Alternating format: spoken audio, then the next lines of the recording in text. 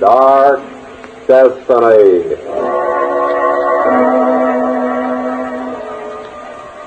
The lives of some are doomed from the beginning. There are souls born beneath dark stars who must travel by strange and terrible roads to meet their destinies.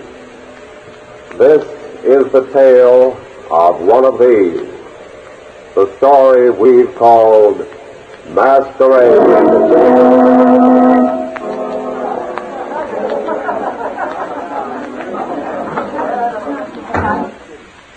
The most fantastic party. Well, fantastic's as good a word as any for it. A Halloween party in a haunted house. Gives me shivers just to think about it. Well, then, why think about it? Powder your nose and let's go see if we can pry our husbands away from Jerry Mason's bar. Oh, Jane, you're so hard-boiled. You're never impressed by anything. A mob of people dressed up in silly costumes, busily drinking someone else's liquor leaves me cold, darling. Well, it doesn't mean. I think it's fun. Suppose this house Jerry found really is haunted. Well, there are plenty of spirits around tonight, but they're all in bottles. Take it from little Jamie. Just the same, it is spooky, and it makes me feel a little frightened. Doesn't it you, Helen? What? Oh, what'd you say, Sally? I said, aren't you just a little bit frightened by this old house? Yes. Yes, I am. I'm not ashamed to admit it. For God's sake, Helen, you look as if you had the heebie-jeebies. You're as pale as if you'd seen a real ghost, instead of that silly-looking butler Judson dressed up in a sheet. Well, I wish Jerry never thought of this party. It's what, Helen? Nothing. I'm being silly. Let's go out and have fun. I didn't make this witch's costume to sit around in. I second the motion. Why waste time now, Helen? Especially since your husband will be here any minute. What do you mean by that? Oh, nothing. Except that I certainly couldn't have any fun if all my husband did was stand around watching me out of cold, fishy eyes, the way Carl watches you. Now, stop it, Jane. There's a party going on, remember? So let's go back to it. Oh, there we are. Hey, what took you girls so long? Come on, Jerry's going to make a speech. All right. What do we got to lose? Yes, first. Come on, then. Let's wait for the speech, everybody. Organist, music, please.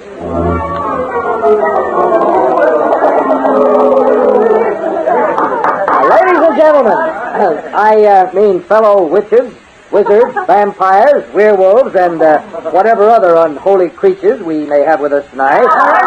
Now, the meeting will please come to order. I will now state the purpose of our gathering. Tonight is All Hallows Eve, better known as Halloween. Now, wait a minute.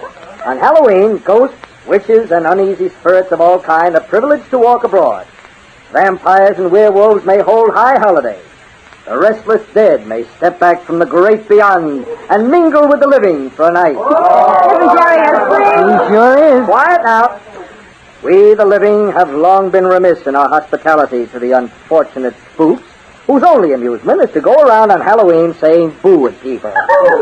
So tonight, by way of making amends, we all invite all ghosts, vampires, poltergeists, or other invisible spirits to join us. Accordingly, I, as host, extend the full hospitality of Haunted Hall to all such otherworld inhabitants who may be in the neighborhood and wish to drop in. If any such are about, make yourselves at home.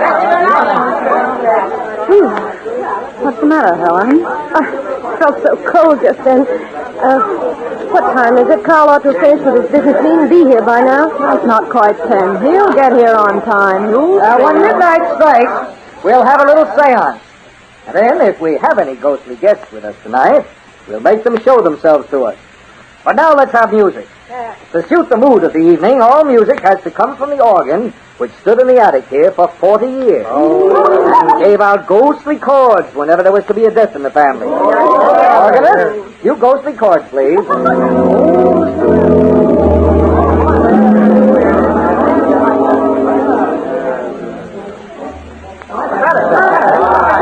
Come on, on, Jane. What's that? The organ music. Imagine. Helen, are you all right? You're shivering. Yes, I'm all right, Sally. It's a little cold. Okay, then, but take it easy. Well, I gotta go find my darling Star. I'll see you later. Yes.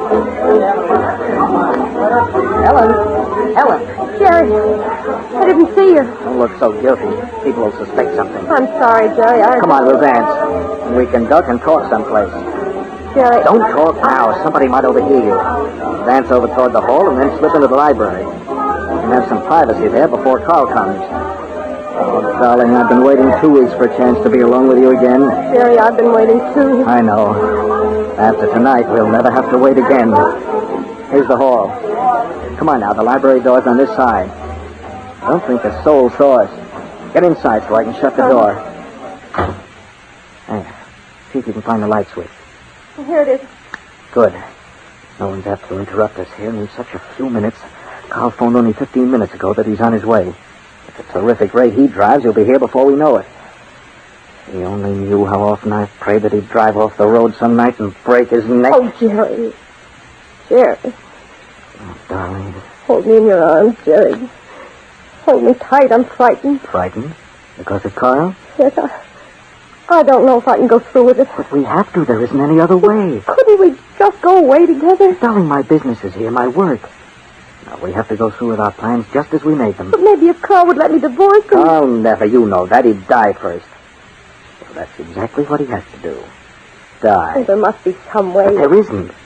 Oh, darling, there's nothing to be afraid of. Nothing, understand? To commit murder. Don't think of it like that. We're just getting rid of someone who's made your life miserable. Someone who stands between us and all our happiness. Now, listen. Yes, sir. This party tonight, this silly Halloween masquerade, I planned it carefully to make it easy and safe to get Carl out of the way. Easy and safe. How? There are 24 people wandering around this old house in silly costumes wearing masks. Nobody can be sure who anybody else really is unless they actually speak to Well, him. I don't see how... Now, the point is nobody will ever be able to testify or even be sure in his own mind where anybody else is at any given moment tonight. And this house, I picked it for the party, not because fools say it's haunted, but because down in the woods, back of the gardens, there's an old rock quarry. Rock quarry? Mm-hmm. This house was closed several years ago after the last owner fell into the quarry one night when he was drunk. And that's exactly what's going to happen to Carl tonight. He's going to fall into that quarry while drunk. Oh, Jerry, no. Oh, it's so easy a child could manage it. Everyone knows that Carl drinks heavily at every party he goes to. Now, look, you find some way to get him out of the house after he arrives. You'll lead him down the path through the woods toward the quarry. And I'll see to it that he goes over the edge. I couldn't. Oh, I couldn't. You can and you will. You love me, don't you? Yes, Jerry, but murder He is... suspects us already. You know that he's so jealous of you, he'd kill both of us if he could prove what he suspects. But just the same, I can't. Oh, I can't. I'll do anything you say, Jerry. Get control of yourself, Helen. We only have another few minutes to make our plan. No, Jerry, no. I know we planned this. I know we both decided to do it, but now I can't. I love you, Jerry. Oh, I do love you, but this... I didn't know how it would be, and I'm afraid... Sorry I had to be so rough, but this is no time for hysterics. We've got to go through with it tonight. When Carl arrives... When Carl arrives, what? Carl... How did you get here so quickly, Carl? You invited me, so I came as quickly as I could. Yet you seem confused that I'm here. What? Oh, no, I am just surprised that you made such good time getting out here from town. You only called me 15 minutes ago. And my wife. Why should my wife seem so frightened at my arrival? Why, well, I'm not, Carl. I'm just startled at your costume. Yes, it's your costume. That skeleton house is pretty gruesome. Gruesome? I think it's most appropriate. You come as a witch, Jerry comes as a devil, and I come as death. Death. What do you mean by that? Carl, what are you doing with that gun? I put it into my pocket before I left the house. You're drunk. I was drunk when I started. I'm not drunk now. Give me that gun. You don't know what you're doing. I know what I'm doing. I know everything now. Carl, what are you going to do? When I started, I intended to give this haunted house some new ghost to haunt it. Real ones. Jerry's going to kill us. But now I'm only going to take you home with me, darling. You're my wife, and your place is at my side. Jerry tried to steal you as he stole the fortune that I placed in his trust. But I'm not going to let him. I'm going to take you back with me now, and you'll never leave me again. Keep talking. Hold his attention. I'm going to grab the gun. Please, listen to me, Carl. You don't understand what It's this... you who do not understand. But you will soon understand everything. Understand? Helen, get his gun. Yes, I got it. And find me something to tie him with, quickly. I didn't hit him hard enough to put him out for long. He'll come to in a moment and... Jerry, what is it? Why are you holding his hand like that? Feel it. It's cold. There's no pulse. He's not breathing. Carl's not breathing. Dead. Even though I didn't hit him very hard, he's dead. We've got to get rid of his body.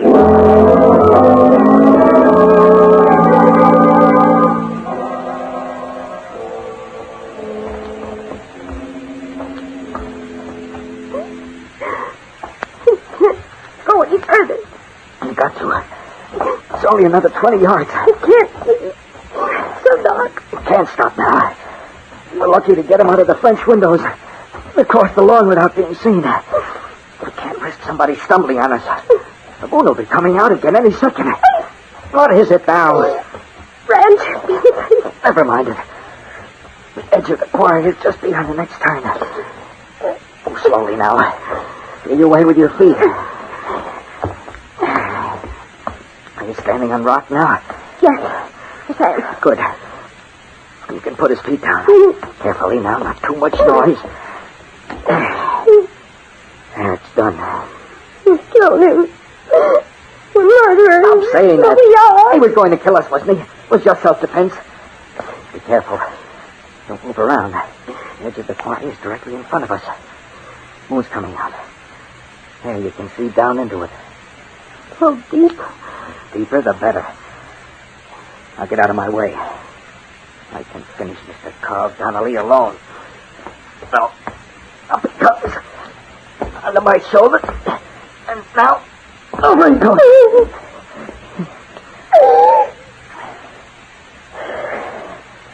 Well, it's all over. Except for the gun. Gotta get rid of that. If we found it, would look suspicious. What do you do with it? In the middle of the quarry, there's a deep pool. Let's go into that. There. It's in the pool. I heard it splash. Now, all we have to do is join the party again and act natural. In a little while, we'll pretend to worry about Carl and start looking for him, but we won't find him. Not tonight. That's natural. Oh, that's it. That's natural. Stop it. Stop it, you hear me? I'm going to act just as natural as I am because your neck is at stake, too. Unless we give ourselves away, nothing on earth can ever prove we're guilty. You hear that? Absolutely nothing on earth.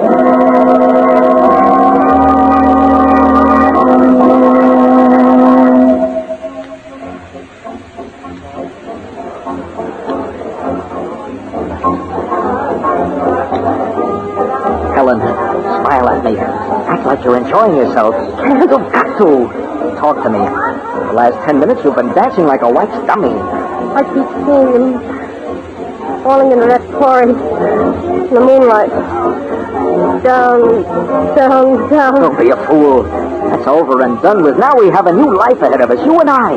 Think of that, don't think of him. I'm trying to, Jerry. I am trying to. But instead, I keep hearing him say he's going to take me home, keep me forever. I feel as if his hands were still touching me. So cold. The way they were when he grabbed my wrist. You've got to get your mind off it. Look, come on over and join the gang. But remember, act natural. Jerry! Oh, Jerry, welcome, boy. Thanks, Roger. Everybody having a good time? Oh, it's just too spooky for words. Everybody says it's the most fantastic party they ever heard of, don't they, Jane? You used that word once, darling. Oh, you. What's the matter, Helen? Are you still cold? No, Sally, I'm all right. Darling, you're as white as a sheet. Your hands are colder than a polar bear's nose. Nothing's the matter with Helen. She's just cold.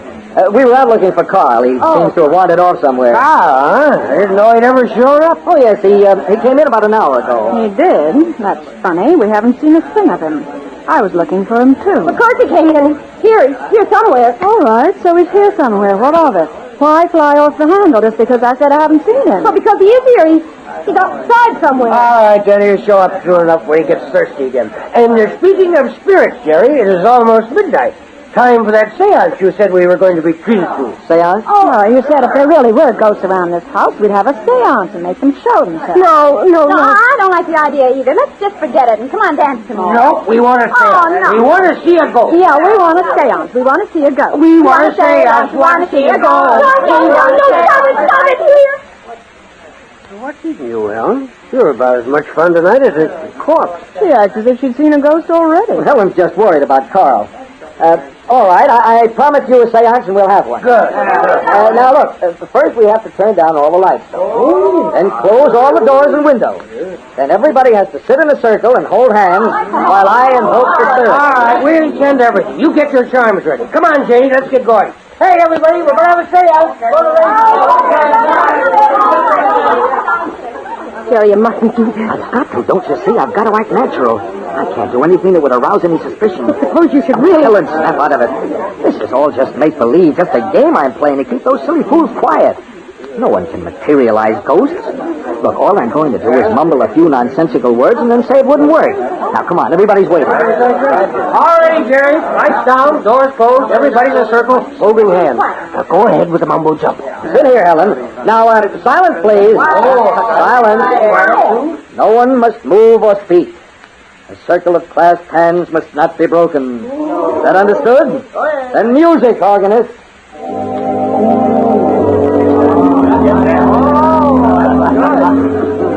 Uneasy creatures of the night, the restless dead and all other creatures of the unseen world who may stir abroad only on this one night of the year, hear me and take heed. By Astaroth and Beelzebub and Lucifer I command you. By Israfel and Belial and the dog god Horus I command you. By Isis and Osiris and Telbas the Terrible I command you. If you are present tonight, knock 3 times that we may know. Knock 3 times that we may know. Did you hear that? Oh, it's just somebody at the door. I'll open it, Jerry. No, I'll do it. What? Oh, it's you, Judson. I beg pardon for interrupting, sir, but supper's being served, and as everything is hot... Thanks, Judson. We'll be in a moment. Very good, sir. I'm sorry, folks. The seance seems to be a washout, but anyway, you can all eat now. You say eat. Leave me to it. If any ghost wants me, you can have me paid. Oh, Roger, come on, I'm so... Jerry, just a minute. Yeah? Helen looks all in. Maybe I better take her outside in the air for just a few minutes. Thanks, Sally. Look, you go on in with the others. I'll look after Helen. Tell the rest we'll be in a minute. Well, all right, Jerry, if you'd rather, but she does look awfully pale. What's the matter with you, Helen? You trying to put both our necks in a noose? Sorry, Jerry. I was afraid I was going to faint. I'll be all right if I can just have a little air. Well, come on outside on the terrace. Here, we can go out through these French windows. Now, sit on the railing and pull yourself together. Remember, we've still got to go through the motions of hunting for Carl. Jerry, I keep feeling his hands on my wrist. I keep feeling the touch of his hands and hearing him whisper in my ear that he's going to take me home and keep me with him forever. Jerry! What is it? That noise. What's that noise? Noise? I don't hear any noise except the organ. It started dancing again. There's somebody coming through the bushes. And don't be silly, everybody's inside. There's someone coming up through the bushes from the woods. It's just an animal of some Oh, kind. it's not. The animal would be scared away by the noise and the lights. Jerry, there's a man coming from the woods. From the forest. You're being hysterical. It's just an animal, I tell you. These woods are full of them. It's not. Those footsteps. They can't be. They are. They're coming around the side of the house. Jerry, take me in quick. Come on, then. If it's a tramp or a vagrant... Wait a minute, Jerry. Don't run away from me, Helen, my dear. You? You invited me, Jerry. I came as fast as I could. I hope I'm not too late for a dance with my wife. How did you get here? I just came. Come, dear. The music's playing. Just one dance, then I must take you home with me. You're not dead. Come, my dear. The music is playing.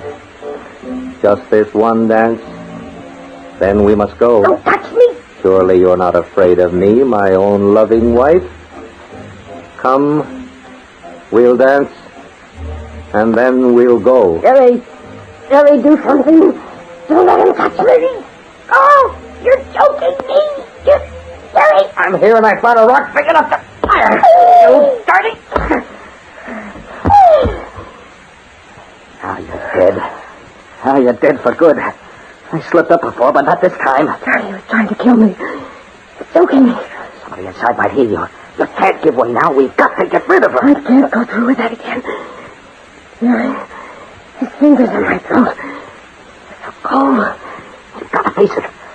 Obviously, he was only unconscious when we thought he was dead, and he was so thoroughly soaked with alcohol that the fall into the quarry didn't even hurt him. He must have recovered and climbed out somehow without knowing what had happened and came back. That's what happened. That's what must have happened. But he won't come back again. I couldn't go through those woods. They're gory now. You don't have to. We'll be seen. Gotta think of something else. I have it. Where's Carl's car? His car? Yes, Carl's green roadster. I don't know. I don't see it. It should be over there, parked with all the others. He certainly came in it. It isn't there. Then we'll have to use my sedan. It's down there at the end of the terrace. Go on, open the rear door. What are you going to do? We'll see, quick. I could lift him all right, but I can't carry him very far. Hurry. Have you got it open yet? Yes, sir. Good.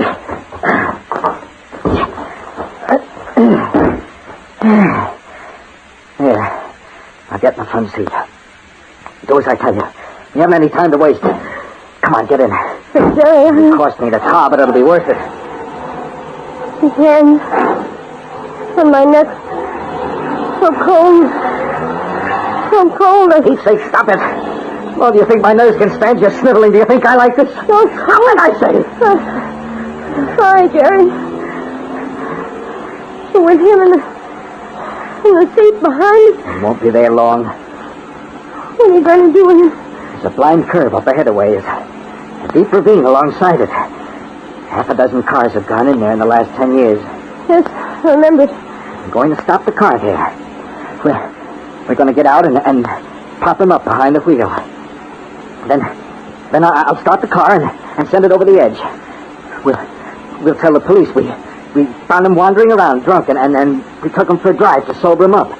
But he insisted that we get out and let him drive, and he got so violent that we had to. And then he lost control of the car.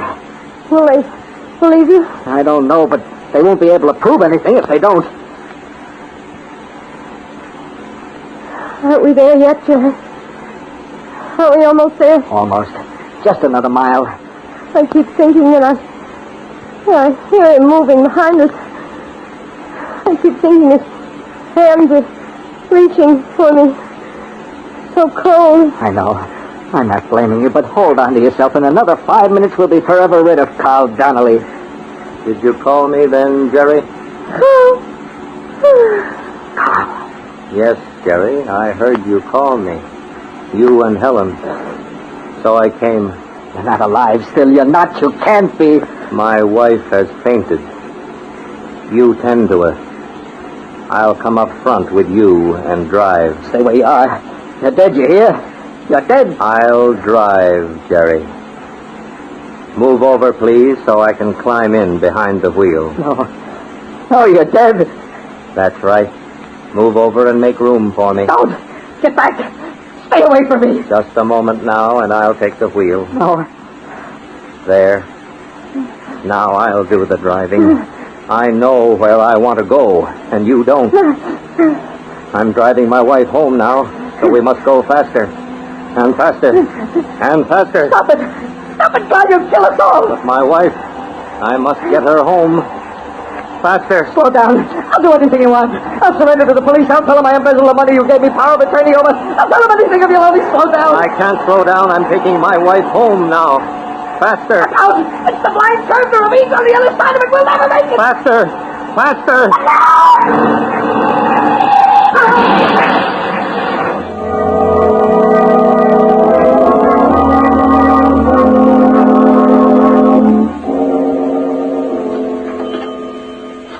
Hello? Hello, Sergeant Myers? This is Johnson reporting. Yeah, again. It's been a busy night. The sedan this time. Went over the edge of Blind Curve a little while after midnight. The dashboard clock stopped at 12:25. That's right. I found it 20 minutes ago. 2 people in it, a man and a woman. Yeah, both of them. Worst case I've seen yet. Car must have been doing 90 when it went over. And looked as if it had been driven over purposely, too. And say, Sarge, there's a couple of funny angles to the crash. I mean, peculiar, sort of eerie. One is, they were both in costume, like that other stiff we picked up earlier tonight. Uh-huh. A witch's costume and a devil's suit. But get this, Sarge. The sedan landed smack on top of that green roadster I reported before. You know, the one we hauled that other guy in a masquerade costume out of. The one in the skeleton suit that gave him such a turn at the morgue when we left him there around 10 o'clock. Yeah, the one we identified 3 hours ago as Carl Donnelly.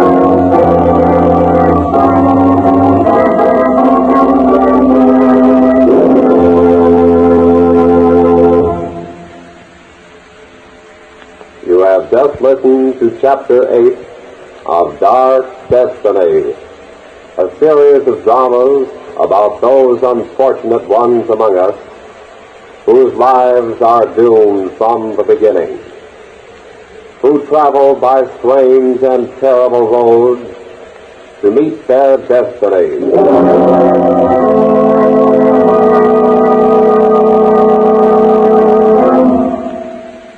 Tonight's story, Masquerade, originated in the studios of Station WOR. Written by Robert Arthur and David Cogan, it was produced by Jack Johnstone. Featured on tonight's program were Carl Eastman as Jerry and Elspeth Eric as Helen. Next Saturday night at 8, you will hear a story. You say Anne's been dead for a month? But that's impossible. It couldn't be. It must be wrong. Because Anne and I were married yesterday. What's that? A man with a phantom wife? Listen to the next chapter of Dark Destiny, a story titled Till Death Do Us Part. Bob Shepard speaking. This is Mutual.